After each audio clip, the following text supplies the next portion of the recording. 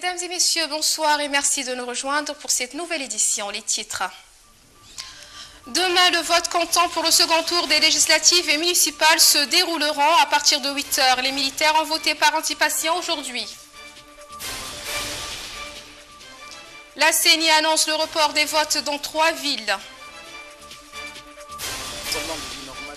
Centrafrique, des fusillades ont éclaté jeudi et vendredi matin, une situation toujours extrêmement volatile. Bonsoir et bienvenue. Le vote des forces armées et de sécurité a eu lieu aujourd'hui et l'un de nos correspondants qui s'est rendu dans le bureau de vote numéro 35, situé au sein du stade olympique de Nouakchott, a noté quelques anomalies. En effet, l'isoloir censé garantir le caractère secret de chaque vote était dépourvu de rideaux et le journaliste d'El Watani a pu facilement entrevoir le choix de certains participants. La CENI, malgré son annonce sur le site de l'agence mauritanienne de l'information rejetant toute éventualité de report des élections, a tout de même reporté les votes prévus à Kaïdi, Attar et Chinguitti. Le Conseil constitutionnel a décidé que l'élection législative à Attar opposera au second tour l'UPR et la coalition APP et l'UIM, alors qu'initialement elle était prévue entre l'UPR et El Karama. À Chinguitti, l'élection est annulée dans les bureaux d'Ain Savra. En conséquence, ces deux élections sont reportées à des dates ultérieures. Toujours dans le cadre des élections, la Commission nationale des droits de l'homme, par la voix de sa présidente, a annoncé hier soir qu'elle se joindrait aux autres institutions nationales et internationales pour la supervision des élections en cours. Notons que cette supervision a débuté avec le vote des forces armées et de sécurité au second tour. Un ensemble d'opérateurs économiques réunis au sein du groupement d'intérêt économique AGMZ a adressé au président de la commission des passations des marchés publics dont ampliation a été faite à Al-Wataniya avec pour objet de décrier le système d'attribution des marchés publics tel qu'il est pratiqué aujourd'hui et demander la fin du monopole de certaines entreprises de la place qui accaparent toutes les parts depuis des décennies au détriment de certaines PME pourtant très compétitives en termes d'offres qualité-prix. Un reportage de Fofana Issa. La commission d'attribution des marchés publics en Mauritanie relève du secrétariat général du gouvernement sise à la primature et est censée de façon impartiale et transparente étudier et attribuer les marchés ou les besoins de prestations soumis par les services de l'État. Le processus d'attribution s'articule et passe nécessairement par 3 structures de l'administration que sont premièrement la commission de passation des marchés, deuxièmement la commission de contrôle des 10 marchés et troisièmement l'autorité de régulation. Donc la dite commission est assermentée pour dépouiller, évaluer les offres et au finish valider pour attribution à la meilleure offre. En théorie, cela peut paraître un système assez homogène et censé convenir à toutes les parties concernées. Mais dans son application, elle suscite beaucoup de mécontentement du côté des prestataires et des opérateurs économiques proposant leurs services à l'État. Ils dénoncent leur exclusion de fait de tout marché par les conditions à remplir pour tout soumissionnaire et dont 4 principalement constitue un obstacle infranchissable pour les entreprises surtout naissantes et offrant un service pourtant de qualité et à des coûts étudiés selon eux, mais dont les offres sont très souvent rejetées. La première des conditions, appelée marché similaire, autrement dit les prestataires dont les offres sont très souvent validées et qui sont la priorité de la commission pour leur supposée ancienneté dans les prestations, et cela alors que leur offre n'est pas forcément la meilleure, de qualité discutable parfois, et pas systématiquement avantageuse en termes de coût. Néanmoins, elles arrivent à rafler la plupart des marchés au détriment des jeunes entreprises et les opérateurs économiques plus compétitifs. Écoutons à ce sujet le porte-parole du groupement d'intérêt économique AGMZ, M. Moulay Oulidris. Tout simplement, ce que je demande, à ce qu'il y ait une réforme dans la procédure d'attribution des marchés, en supprimant ces 3 éléments, marché similaire, bilan, autorisation fabricant, catalogue, etc. Ça permet à tout le monde. Nous, on paye nos obligations fiscales. Nous sommes à jour. Vis-à-vis de la sécurité sociale, nous sommes à jour. Donc, nous n'avons pas de problème.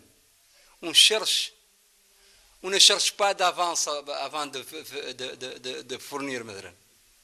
Ou si nous demandons une avance, ce sera garanti, ce sera cautionné par une banque. Et c'est notre droit le plus absolu. Donc, on vous demande de contacter l'autorité de régulation, de la saisir à ce sujet. Par exemple, il y a tant de marchés qui vont se passer dans cette année. Et il faudrait que l'autorité de régulation puisse simplifier les conditions d'attribution.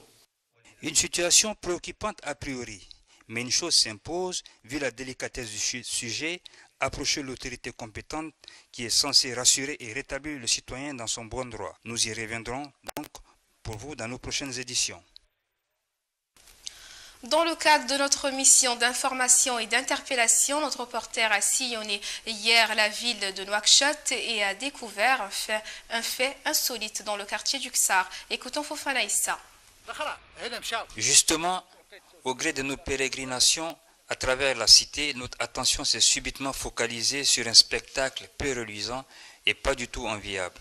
Surtout pour des citadins pour qui le confort et la quiétude est l'élément le plus recherché après les tracasseries de la vie quotidienne propre au milieu urbain. Comme vous le dites si bien, la saison d'hivernage est loin derrière nous. La preuve, nous subissons en ce moment de plein fouet l'armatan sec et glacial chargé de poussière, accélérant du coup, à bon nombre d'endroits, l'assèchement des mares d'eau formées par les pluies diluviennes de la dernière saison. Même au 5e et à la Sokojim PS, une nette amélioration de l'assèchement des eaux stagnantes est flagrante. Paradoxalement, à cet endroit du Ksar, et ce à quelques encablures seulement de la chaussée principale venant du centre-ville et allant au premier arrondissement, non loin du commissariat de police, certains habitants ont les pieds dans l'eau jusqu'aux genoux. Vision ahurissante et fantomatique, d'autant plus que les pauvres sinistrés, dont certains ont abandonné leur logis, ne connaissent même pas la source de leur malheur. Ils préfèrent suppiter. Ça se raconte que la SN2, depuis Idini, n'a pu maîtriser la rupture d'une de ses vannes d'alimentation. Et une autre rumeur, plus apocalyptique celle-là, parle d'un bras de mer qui aurait débordé. Revenons plutôt à nos sinistrés, nous raconter leur quotidien. Les occupants de toutes ces maisons que vous voyez ont déménagé. Très peu ont pu rester. Nul besoin de nous plaindre aux autorités puisqu'un préfet habitait ici. Mais vu ses moyens financiers, il a aisément pu déménager. Alors que d'autres familles modestes vivant ici n'ont nulle part où aller.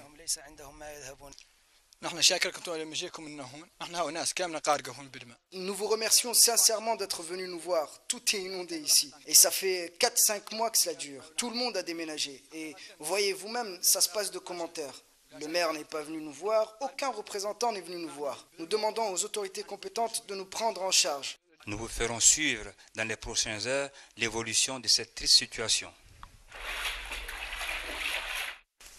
La Fédération mauritanienne de football a convié hier jeudi la presse en prélude à la participation de notre pays à la CHAN 2014. Un compte rendu de Fofana Issa. Au cours d'une conférence de presse qui s'est tenue hier jeudi 19 décembre au siège de la Fédération de football, le voile a été levé sur les noms des 24 joueurs qui auront la lourde charge de défendre les couleurs nationales lors de la 3e édition du championnat d'Afrique des Nations qui se déroula du 11 janvier au 1er février 2014 en Afrique du Sud. Le premier match des Mourabitoun les opposera le 14 janvier à la République démocratique du Congo. Au préalable, l'équipe de Mauritanie livrera des matchs préparatoires qui l'opposera tour à tour à l'équipe du Rwanda et la sélection ougandaise à partir du 24 décembre en terre rwandaise. À la question de savoir quelle était sa priorité lors de cette première participation, le coach de Mourabitoun a soutenu d'emblée qu'il s'agira d'assumer en tant qu'athlète professionnel d'abord, ne pas faire de la figuration et surtout ne pas verser dans le défaitisme. Je reste en tout cas, moi je veux dire, compétiteur et que même si, comme je disais, monsieur qui est de la presse marocaine, on va là-bas déjà pour donner une bonne image de notre pays, bien sûr qu'on reste des compétiteurs et on fera tout, je dirais, pour accrocher des résultats en tout état de cause. Mais qu'on n'est pas en mesure de... Enfin, moi, pour ma part, vous le voyez même au niveau du tirage du mondial, les équipes qui sont censées être les plus... comment dirais-je, les favorites, elles ne se donnent jamais favorites parce qu'on sait très bien que dans le football, tout peut arriver, quoi.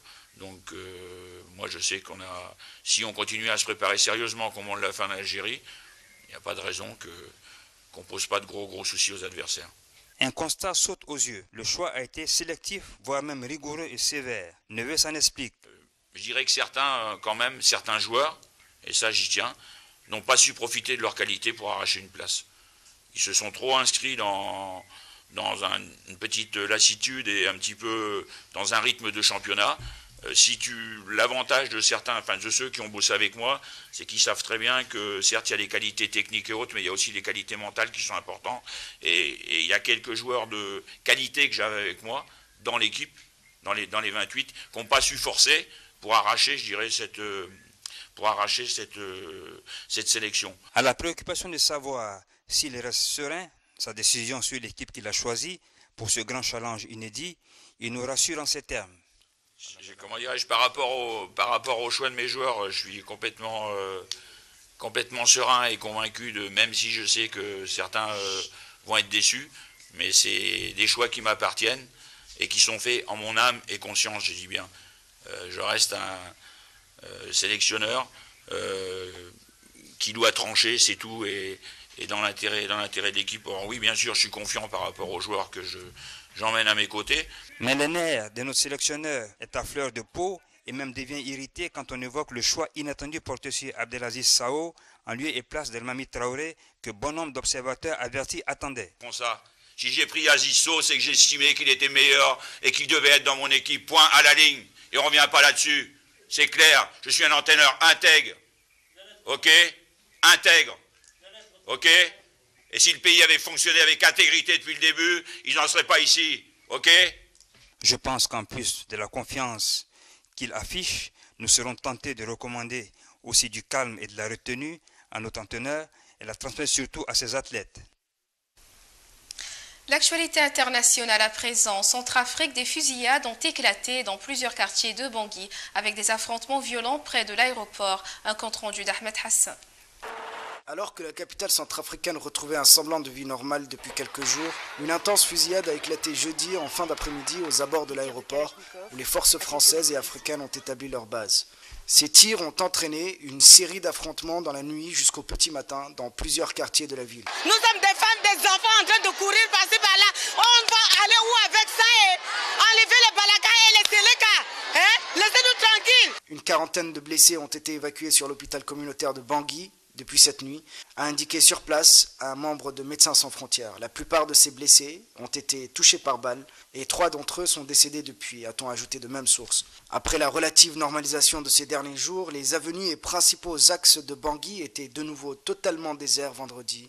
La circulation automobile a quasiment cessé, avec de rares passants dans les rues et des boutiques aux volets fermés. La carcasse fumante d'un véhicule incendié gisait sur l'avenue Boganda. Le prix de l'essence vendue à la sauvette a soudainement grimpé à cause de la fermeture des stations.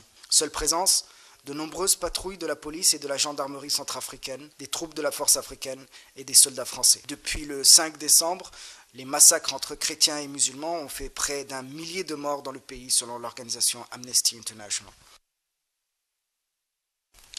Une base de l'ONU a été attaquée et 3 casques bleus tués ce jeudi au Soudan du Sud. Un jeune État au bord du précipice de la guerre civile selon Barack Obama qui a déployé 45 soldats. Un reportage d'Ahmed Hassan.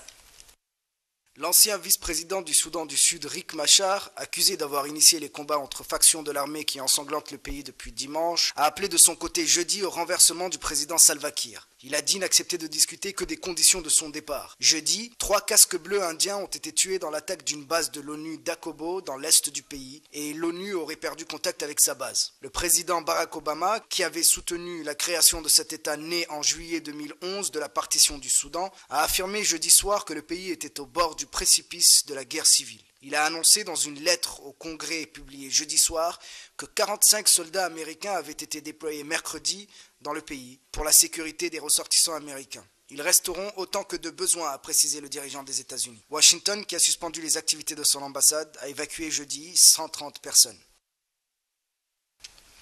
Les électeurs malgaches se sont rendus aux urnes vendredi pour le second tour pour la présidentielle qui oppose Jean-Louis Robinson, allié de l'ex-président Marc Ravalomanana, à Henri Rajoelina, soutenu par le président sortant Andry Rajoelina. Compte rendu de Awa Sissoko.